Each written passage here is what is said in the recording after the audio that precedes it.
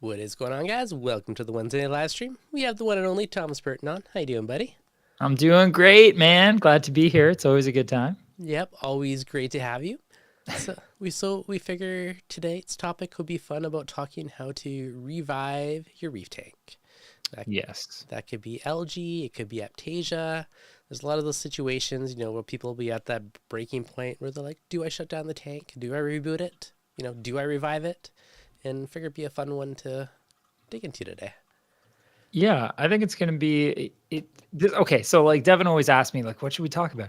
The reason this even came up is because I don't know how many of you have seen, but I've been doing this series with BRS called Help I Wrecked My Tank, which is basically just issues that we often run into, specifically things like Aptasia and different types of algae and what have you.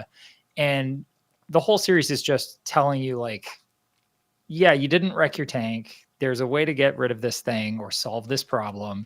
These are the things you can do to get there. And basically by the end of the video, you've got a pretty good roadmap of how to get from, having this problem and preventing this problem in the future to solving it and not having to deal with it anymore. So I don't know if I admitted this the last time I was on here, but you might not know, but I don't have a reef tank down here right now. My basement flooded, like, what was it, like a year ago? It flooded again or something stupid. It was terrible. Anyway, when that happened, I had to move the aquarium upstairs, and the studio was upstairs for quite a while the basement, which is where I am now, was getting renovated and fixed back up. Well, I never moved it back down here.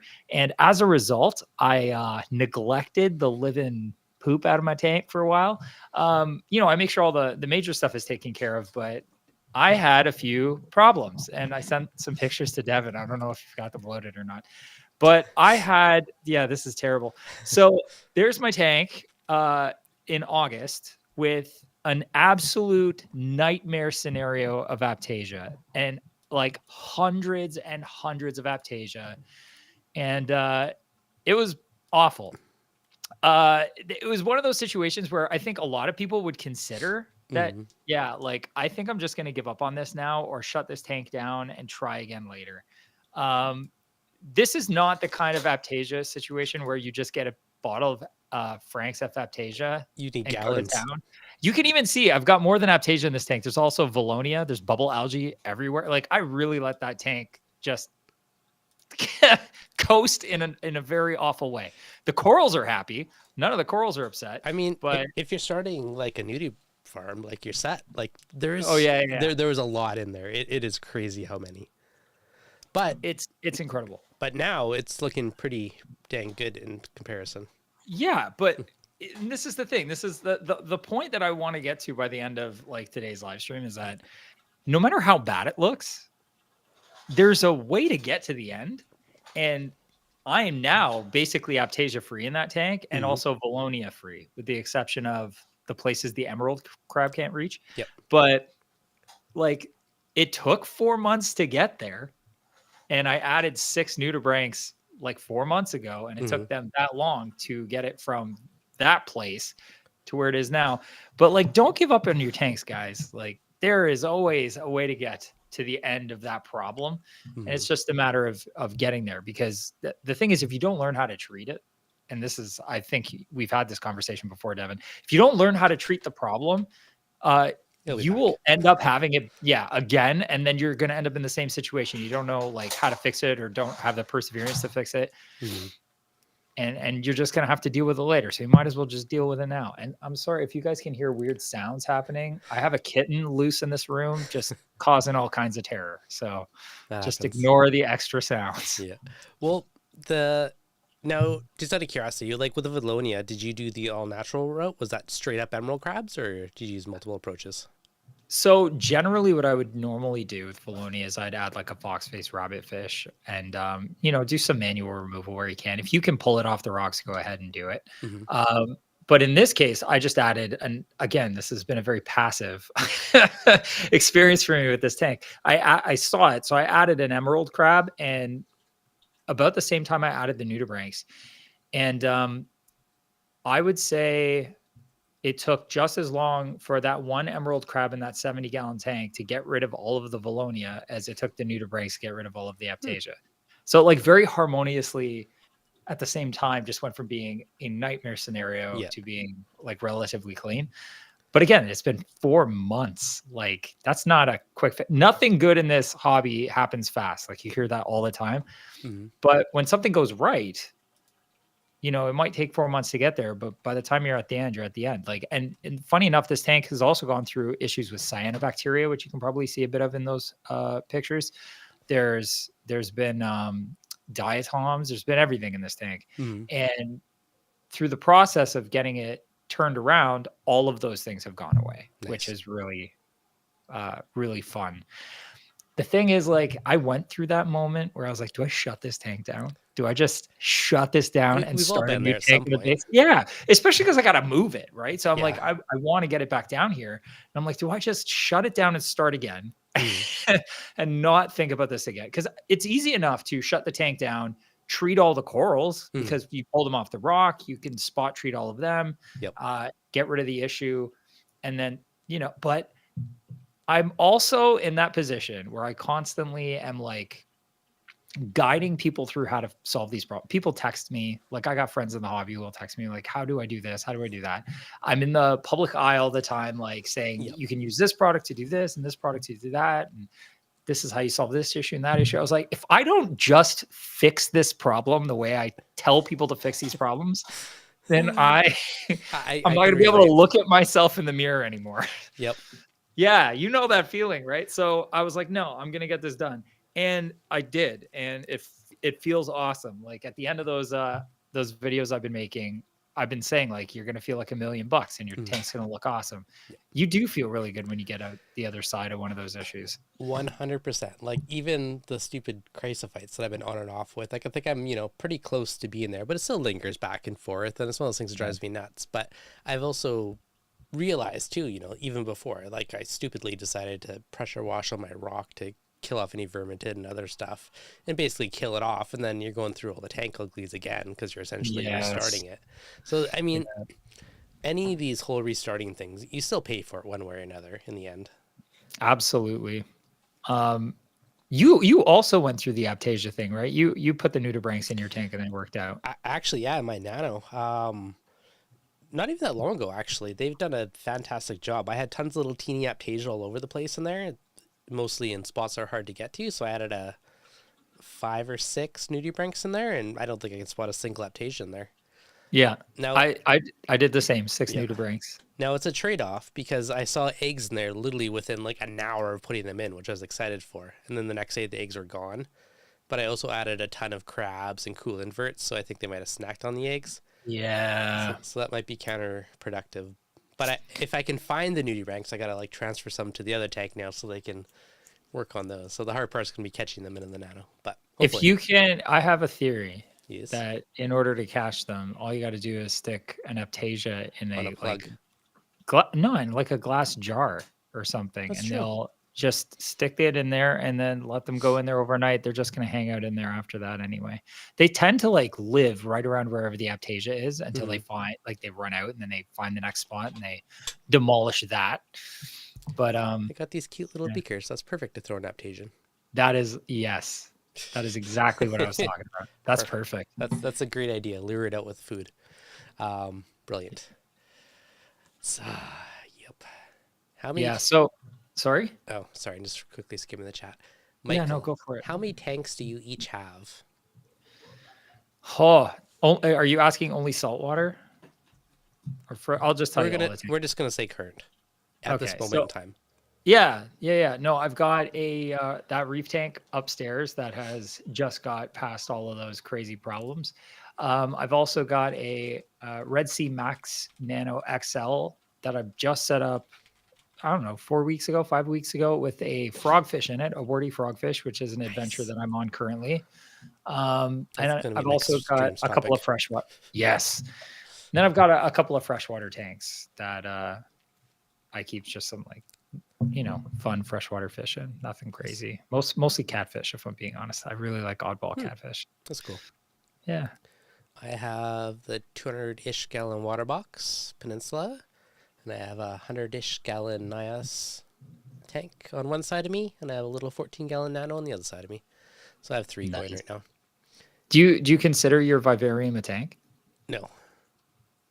I mean, there's some water, but not that much in it. And I have a vivarium, if that counts as a tank. We'll see. But for reef tanks, there's 3 within 20 feet of this chair. That's awesome. Yeah. So it's funny because these tanks are slowly theming up. So my Nano, for whatever reason, I've decided to go hardcore on the inverts. And I've been trying to find every weird, different invert I can possibly find and put it in the Nano. So I have like Heliofungia shrimp and like white spot anemone shrimp. And then there's like Venus shrimp. And I got this like orange spun decorator crab that's super weird looking. Like there's so many weird, like sexy shrimp. They're kind of normal, but they're cool. Pom-pom crabs, porcelain crabs. Like every weird, funky invert I can possibly find, I'm trying to like collect and put in there, which is so cool. Because I go up to You're going to get an arrow crab? I don't know. They're kind of big. Relative. Oh, yeah, I guess they can be. Like all the stuff in here is like tiny. Oh, teeny tiny? Yeah, that's fair. It's only a Nano. But yeah, like it's like there's so many weird creatures. Like the orange spot, it's like a sponge collector crab or something like that. It's like the weirdest looking thing, but it's super cool. So it's fun. Nice. Yeah. And then this may or may not be a mistake, but I also decided to add a Geringer's goby. I think that's what they're called. The super tiny, crazy fin ones, but it's so... I was going to say, the little dragon ones? Yeah. Yes. But he's so tiny. Like, they're like an inch long. Yeah, this one's a baby. Oh, gosh. It's like a quarter of an inch long. Nice. So, I don't know. I've seen him once since the day I added him. So he's going to be very elusive because he's so tiny. I'm hoping he'll make it and grow up, and then I'll see him more once he gets used to it. But fingers crossed. I've never had good luck seeing them often. I don't think keeping them is super difficult, but like they are so shy. Mm-hmm. I've actually had terrible luck with Watchman gobies too. I have a Watchman goby in my 70 that I see once every like 2 or 3 months if I'm lucky. He faces the back of the tank. Like he made his hole facing the back. So you can't see him unless, he decides to pop out somewhere else, which he does every once in a while. Mm-hmm. But I just assume he's eating. I assume he's doing well. It's funny. I was telling, I was telling my wife, like she actually picked up the goby. I was telling her, like, there's a good chance we're not going to see this guy. My luck with these guys is I see them, I put them in and I see them once every 6 months because they just pick a spot that is impossible to view them from. And that's exactly what happened. I had a blue spot jawfish before, and at first he was right front and center, was amazing, and then he decided to move his home to the very back corner where I'd never see him. I was like, great. Perfect. Thanks for that. Yeah. Yep. Beautiful, exotic looking fish. Never get to see it. Back to elusive. Yeah. So I got a question for you. Ask away. What was like I'll give you 2. What was the most recent like pain in the butt thing you had to fight off in your tanks in terms of algae or pests or anything like that? And what was the one that over all of your tanks, let's say your entire career as a reefer, almost broke you? Most recently would be a mixture of vermitid snails or worms, whatever you want to call them. And in my Nano, not really Aptasia, but I guess that was the other annoyance in there because it's just such a tiny space to try and fight anything. Yeah. So I broke off all the tubes that I could. I really should do like the calcium carbonate coral snow stuff, But I broke off most tubes I could, and I threw in a handful of bumblebee snails. I'm just letting them go to town in there. Nice. Yeah, so they're doing the job. Aptasia, I just added some nudies, so I'm letting them do their job. The more pain in the butt would be dealing with those chrysophytes in my tank, just because they annoy me. It looks kind of like dinos. It's like that, like, boogery, whatever stuff, but you can suck it out in like 3 seconds with the water changes. Like, it's easy to get rid of, but it keeps coming back, and it's annoying. And I feel like I'm winning because I feel like it's coming back less and less and less, but it's still something that's been taunting me. Yeah, that stuff is very aggravating. I had gold chrysophytes in a tank I started up years and years ago. It was the first time I'd ever used dry rock, like Marco rock. And that was a nightmare to start. Once I got past it, it was over with. Like, but it was like a solid 2 or 3 months of just like golden wavy hair everywhere. Yeah, it's hard to deal with it. It's like, what'd you do to beat it? It just went away. Yeah, that's nice. I tried every like invert I could possibly think of that eats algae, and nothing wanted to eat it. Yep. Yeah. And yeah, just eventually, I don't know what happened. Maybe it was the pods eventually took over. Something eventually knocked it back, and it just started like receding and then disappeared slowly over the course of, like, it was months. But man, I wonder, I probably still have pictures of that stuff. I document everything. But yeah, that was nuts. I hated it. So that's fair. I'm not jealous of you, I'll tell you that. No, it sucks. It's slowly going away. Now, actually, no, I'm going to hold out on this one. The jury's still out. I'll tell you once I'll share in the future if my theory is correct. Michael Labato. My first ever tank was bubble algae. It was horrible. I've had that battle in my early days of reefing for sure. It's been a long time since I've really had to deal with bubble algae, to be honest. But in my early days, that was definitely a battle. And way back when, I used the currently controversial Vibrant, which did get rid of it. But I know a lot of people are anti-Vibrant because of the false advertising. But it did work. So mixed opinions on it. For those who don't know, Vibrant is the same product as same chemical as a API algae fix. So if you want to use a chemical to get rid of bubble algae, you can use algae fix instead of using Vibrant. I don't know if you can even get Vibrant anymore because of the whole thing they did. But algae fix is the same thing. You just follow the directions and you'll get the same result. Good to know. The interesting things about bubble algae, I've been doing so much bubble algae research lately. So cool things, bubble algae, Valonia ventricosa is the largest single cell organism on the planet. It looks like macroalgae, but it is very much unicellular algae, which is very cool. Another cool thing about it is, even though it is unicellular, it has multiple nuclei, and basically it's like it would be a bunch of cells together if it wasn't for the fact that it lacks the structural divides between the actual cells. So they're all floating together inside of this section of like tissue between the outer layer and the vacuole, which is the big hollow space in the center of it. Myth that needs to get busted is you can pop the living crap out of them and you're not going to spread it around your tank. I was going to ask about that. I've heard mixed opinions on it. Okay, so what's your theory? Okay, so based on all the research that has ever been done, which, funny enough, Valonia is researched pretty heavily because it is a giant single cell. So like science loves this thing and they do all kinds of research with it. There are no spores inside of it. Like people saying that Poppet releases spores, they do not contain spores. There are all kinds of different things inside of them, mitochondria, all kinds of different cell structures. Organelles, but there's no spores. They're pretty certain that it can reproduce sexually somehow, but science does not know how. They haven't figured it out yet. but I do have a theory as to why people think that popping them causes it to spread. And it's because there's really two components to bubble algae. There's the big bubble that you see, which is, I think, referred to as a thallus. Mm-hmm. And then there's a rhizoid that holds the thallus to the rock. The rhizoid is also where new bubble algae will grow from. So bubble algae, basically, just like any other cell, divides. So like it'll grow in the parent cell, or the parent bubble algae will create babies through that rhizoid that will grow off of that rhizoid and then become their own, single cell with its own rhizoid, and so on and so forth. If you were to pop that bubble algae, the rhizoid's still there. Yeah. Right? If you pull it off, there's a good chance you're going to pull the rhizoid off and everything with it. Makes sense. But if you pop it, it stays there. Yeah.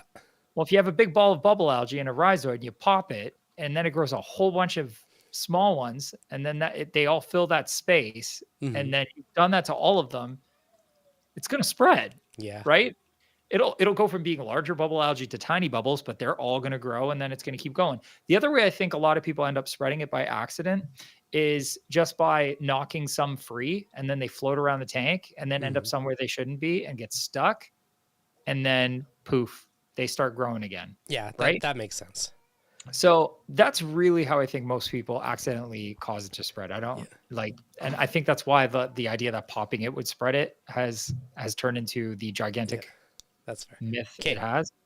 In the chat, Brennan's Reef. If you watch emerald crabs eat bubble algae, it pops it. Also true. Yeah. Yep. So a couple of people in the chat were talking. Okay, this one What have you used this one, Thomas? Smoke and Reef. Brightwell, Microbacter Clean, and Razor got rid of my Valonia. Yeah, I heard Razor works. Is Razor by Brightwell? I think it is. Yeah. I haven't used it, so that's why I know that the API Algae Fix works, because I have used that. I have not used Razor. It may be the same active chemical. I'm not sure. I'd have to look into it. But I did, in my research, read that Razor works well on bubble algae. I will throw out an anecdotal cautionary tale, given this, that I did not measure anything. But as I'm hasty trying to fight chrysophytes one day, I just dumped a bunch in my tank, and then I had a few acros start to STN afterwards. Probably because I overdosed it. But I just randomly dosed some into my NIOS tank, trying to, throw some kitchen sink at the chrysophytes, and I was like, So yeah, I will say overdosing that active ingredient that's in Vibrant that is in Algae Fix. Yeah, so there was no measuring. So take that. It pisses things off like fast. You do not overdose that stuff. Follow the directions precisely. Even then some corals get irritated. Like some people have reported like LPS not opening all the way after dosing, even Vibrant, right? Yeah. But if you follow the directions, it's relatively safe. Like you shouldn't kill anything. But yeah, it is almost always my last ditch effort. Like I have had amazing luck with emerald crabs. I've had amazing luck with fox-faced rabbitfish. If you happen to have a gigantic tank, flamingi tangs are like by far the best algivore I've ever had in any tank of mine. But they also get 2 feet long, so it's probably not for everybody. But I would use that as like a last ditch effort, just because there's always that chance that something's going to get ticked off. Yeah, that's fair.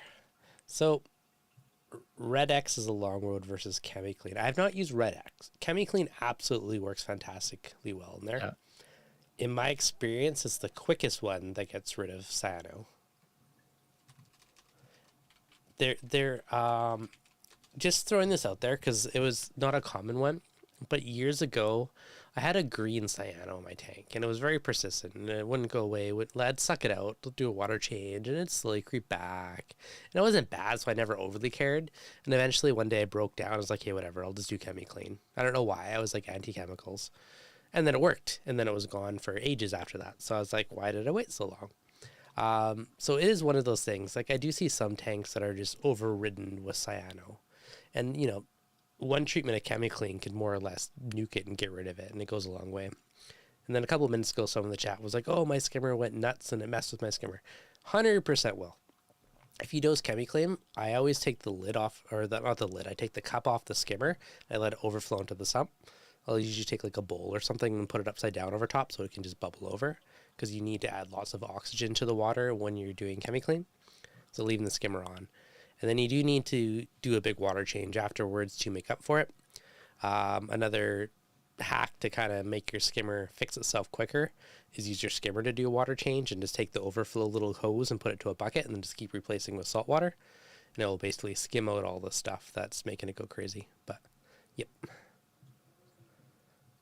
My new Metatang. I don't know what a Metatang is. Let's find out. Have you heard of Metatang? Metatang? Yeah. M-A-T-A? Yeah. I think I have. Yes. Oh, okay. I know what that is. Acanthurus mata. Yeah, they are not small fish either. No. It is a big tang. Yes, they are. They get very large. Dun, dun, dun. Oh, so reverse question for you. What's been your worst nightmare past to deal with? This one that I've just dealt with? Dude, that was insane. Your Aptasia farm? I've never...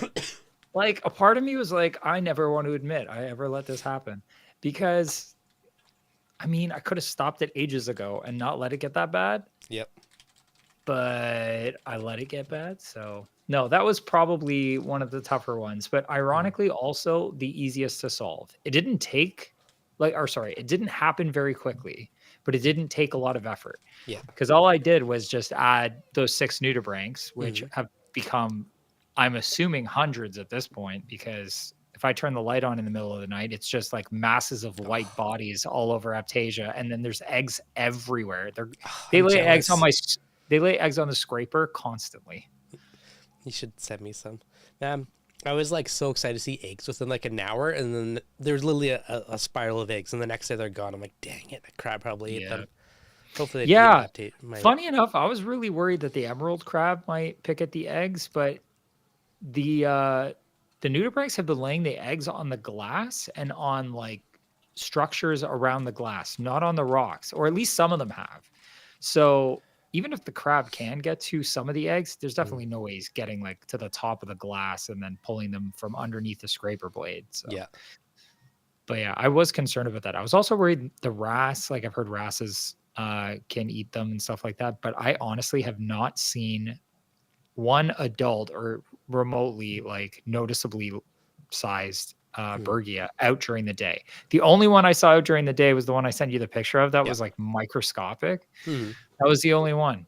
They're out when they're babies, but like once they're larger, they just disappear. And then the wrasse is asleep at night, so they're out at night doing their thing. And then during the day when the wrasse is awake, they're tucked away somewhere safe. So they're tough too.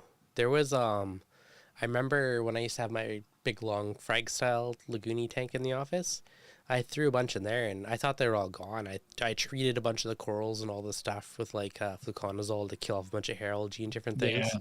And I was starting to like take corals out and put them also, and I kept finding more and more Bergia. They're like under frags and cracks of the frag racks. I found like 50 or 60, and I didn't think I had a single one in there. It was amazing.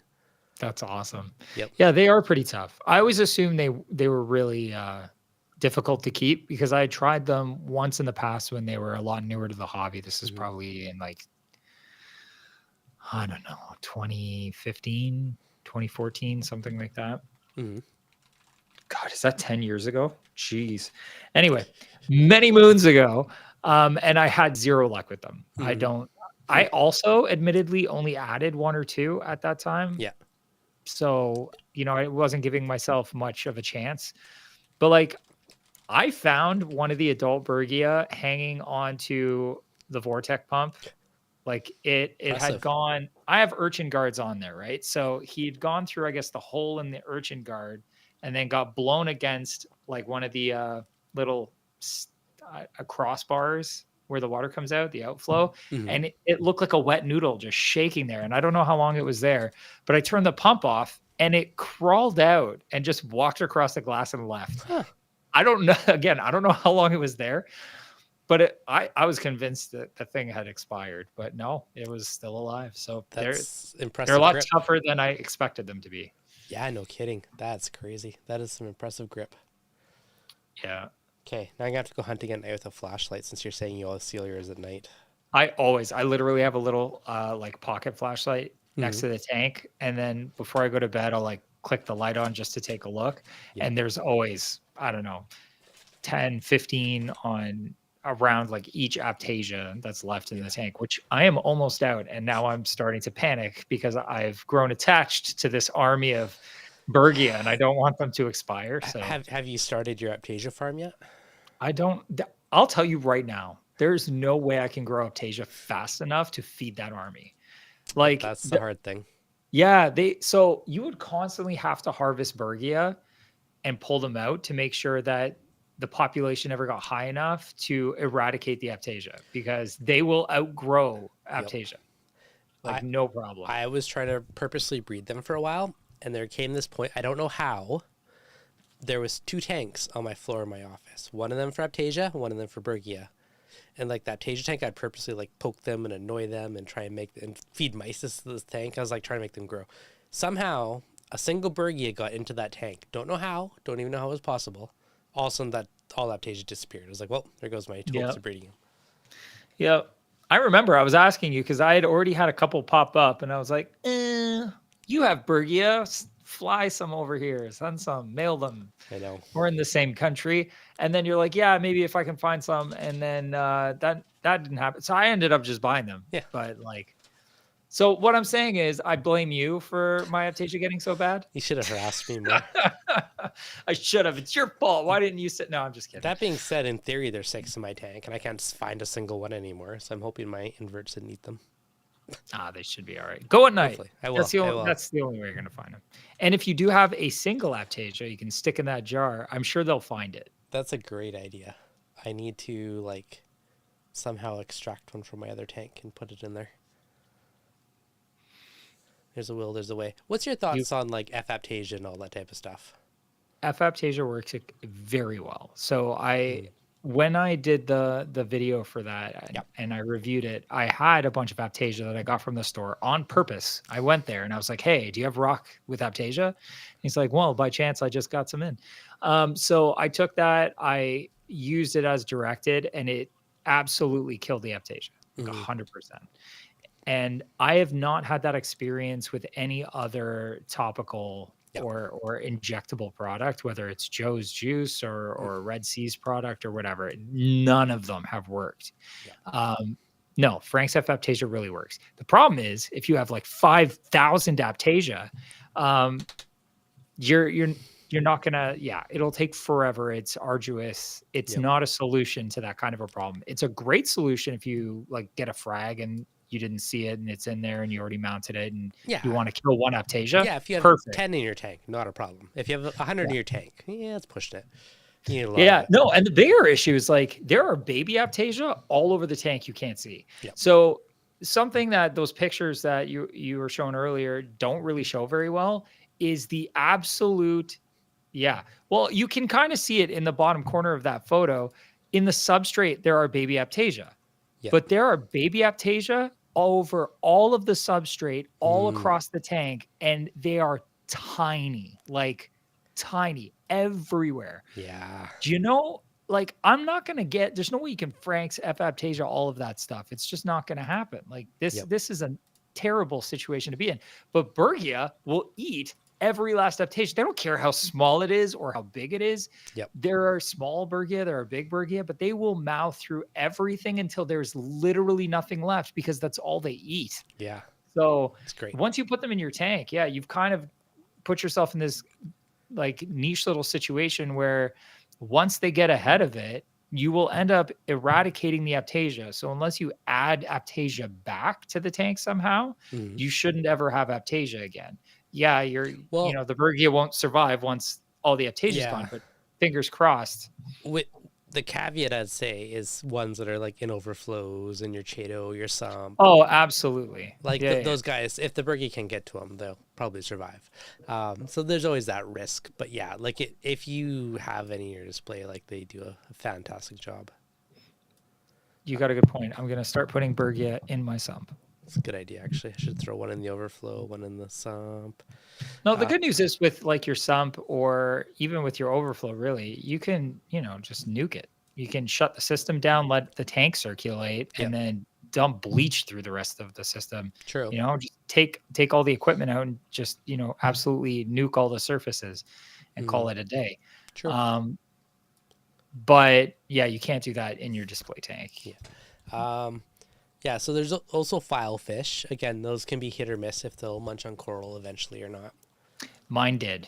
Yeah. Unfortunately. Mine ate Aptasia for a good while and then started to pick on every softie and LPS in the tank religiously, and I had to get rid of it. It was awesome when it got rid of all the Aptasia. I was like, this is perfect. This is a cool fish. I really like it. But yeah, I think it was probably 3 or 4 months into having him, he started picking on everything. And I was like, you little dink. That's a bugger. Yeah. Okay, but they can work really well. They can. A couple of people are mentioning peppermint shrimp.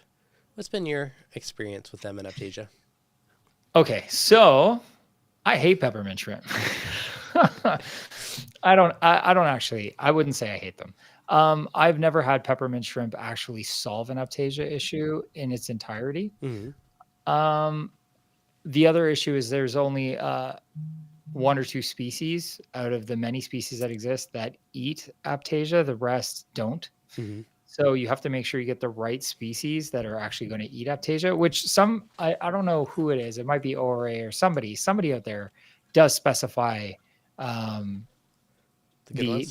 species that will actually eat Aptasia. But maybe it's Algae Barn. I don't know. Somebody does. I also find they harass all kinds of stuff. They are very mischievous and can be quite destructive for a tiny shrimp.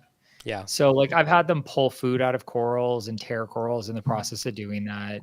I've seen them like harass the crap out of snails. So I don't like them for that reason. There are so many other shrimp I would rather have. And because I have not found them to be super productive with Aptasia eating, I don't care for them very much. That's fair. What about you? Yeah, they can be jerks. And it always bugs me they try and steal food from corals and stuff. Oh, buddy. There's one type that Frag Garage Adam always talks about. They're supposed to be good for pests. But apparently, from talking to other people, they can go after LPS, but they're safe with SPS. So I was like, okay, if you have like an SPS quarantine tank, they'd be great, but not with LPS is kind of like my rationale. Have you ever seen Australian stripies available in Canada? I know a place. Oh man, I'd considered it. But they're also not entirely reef safe from what I understand. Apparently you're pretty safe when they're small, but as they get big, they're more of a risk. Yeah. After my experience with Bergia, I don't think I would ever try anything else. I don't think I would either, because they're not cheap either. But Shoreline Corals does get them in semi-regularly if you ever do want some. How much do they go for? I don't know. Just out of curiosity. I can look. I remember they're expensive, though. Let me look it up. A couple $100 kind of thing? Yeah, I feel like they're like 200 or something. Yeah, that sounds about right. Anything from Australia is pretty expensive. Yeah. Do they have fish on their website? Fish. I don't even know what category to be under. So, since we've beaten Aptasia to death at this point, what have you found that works for bubble algae in your experience? Emerald crabs work well. The vibrant works well. Brightwell, what a few people in the chat were saying works well. I believe it was the razor. Right. I would wager to believe that a mixture of hydrogen peroxide and manual removal would also do the job. I agree. I've done that in the past where I'd suck it out with a water change hose whenever I do a water change. And then the spots where it was, I would spot treat it with hydrogen peroxide just to kind of kill off any of the base. That's like my go-to for 90% of algae. Hydrogen peroxide is wonderful. It's like liquid ozone. It'll oxidize and kind of break it down. But you got to turn off the flow and take your syringe and like spot treat right at the source. Like you just go very slowly. You'll see it start bubbling on the rocks wherever you put it. But yeah, like turf algae, like hair algae, I use it on all kinds of stuff. And it takes Absolutely a bit of time and some persistence and a few rounds of it, but it works. So it's actually peroxide is my number one go-to when it comes to dipping frag bases and cleaning snails, which by the way, if you don't clean snail shells, they can introduce algae, which is pretty ironic. Never but that's where it comes from. Dude, that's how I got bubble algae the first time. Really? Yeah, snail had like a couple bubbles on its shell. Like I scrubbed it off and then I put the snail in and then I ended up with bubble algae. So obviously he must have dropped some rhizoid places or something. Yeah. But yeah, so now I treat basically all the frags that come through. If I can't cut the plug off, like if it's like a brain coral or something where underneath is rock and you can't really do anything about it. Yep. I will almost always treat that with hydrogen. First off, I just do straight up regular coral dip with like Revive or something, but then I'll treat that with hydrogen peroxide as well, just to try to kill off any algae. What ratio do you do, and how long do you dip for? I will do just 100% hydrogen peroxide if I can keep the coral tissue out of the situation. Okay. Yeah. So with snail shells, what I'll actually do is I'll hold them upside down and I'll keep my finger over the opening because you cannot let it touch them. Yeah. They do not do well if they get oxidized, apparently. Understand. Yes. And then I'll just take a small sponge and I'll just like literally, or sometimes a toothbrush or a Q-tip, whatever, and just kind of swirl around their shell. And that's generally enough. But like if I have to dip, I will do, what did I do Zoas at? I think a 1-to-1. Yeah, I do 50-50 for Zoas. Yeah. 1-to-1 for Zoas. SPS, I would probably do like a 4-to-1 just to be safe. I bet you LPS could probably take a 4-to-1 or a 2-to-1. Yeah. But no, I most of the time, like I don't have to dip. SPS, I wouldn't dip. It's because it's just the base, right? So worst case scenario, I just go 100% hydrogen peroxide right at the base of the coral. Yep. And if a little bit of the tissue at the bottom dies, so be it. The rest of the coral's fine. Yeah, that's a fair point, actually.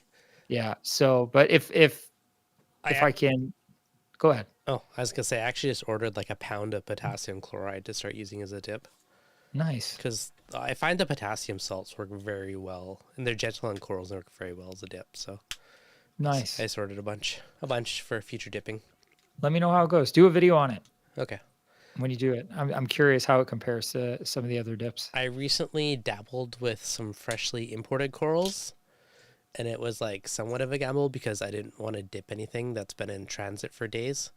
Yeah. And so I just kind of like cut off all the bases and give a bit of a toothbrush scrub and, remounted what I could and made sure there's nothing obvious, but just in case I might redo some dipping afterwards just for good measure. But yeah, it's not a bad idea. Yeah. In that case, like dipping's gonna like knock off things like flatworms and stuff like that could be on the tissue that you didn't see. But yeah, exactly. But I've buggered myself years ago when I got a bunch of stuff and it was late in transit, and then you dip it and it's already stressed and then you just lose it and then it's not worth it. So no, that's no fun. And that's not a reason to shut your tank down either. That's not a reason. It's depressing, but it's not a reason. The whole I love how our conversations just like end up all over the place. It's kind of my favorite. That's why you got to join and watch, because you never know what you're going to get. There's always good nuggets hidden through it. It's our way of the ninja. It is. But it is just in general, like I want to get back to this idea that before we dip, that you really like, there's very few reasons I would say you should shut down a tank if something's going sideways. And there are so many resources these days that you can turn to, like to get good information so that you can deal with these problems. And learning how to deal with these problems, super important, because they will come up eventually. And just like through how long have you been doing this? I don't know. Long time. Yeah. Like keep reefing for like 20 some odd years. Not that long. Probably closer to 10. You're the elder. But in 10 years, but in 10, I am so old, dude. So like wise. Wise, sure. I'm deceivingly old. But like your big staff, big beard, my white robes. Yeah. Dress up one day next Halloween. Oh my God, the Reef Wizard. Yeah. Love it. But yeah, like like you wouldn't make it 10 years if you didn't learn how to do that stuff, right? Because if every time something bad happened, you just shut the tank down and start it over. So like what I'd really like to see going forward, because this hobby's come a really long way, is people stop recommending when they see a tank full of Aptasia that, oh, you should just shut it down and try again or start over. That is not the right recommendation. Beat the Aptasia. That's the solution. Beat the problem. If it's bryopsis, there's lots of ways to deal with it. Yeah. Fluconazole, right? Easy peasy. Hair algae, same thing. Most double of dose these fluconazole. Exactly. Doesn't even matter. Yeah. So like all of these things have a solution. Even like acropore eating flatworms, you can manage. Like potassium. Everything that Yeah, there's lots of everything that's ever happened to a reef tank that has caused problems, with the exception of one thing that I don't know the answer to yet. Which one?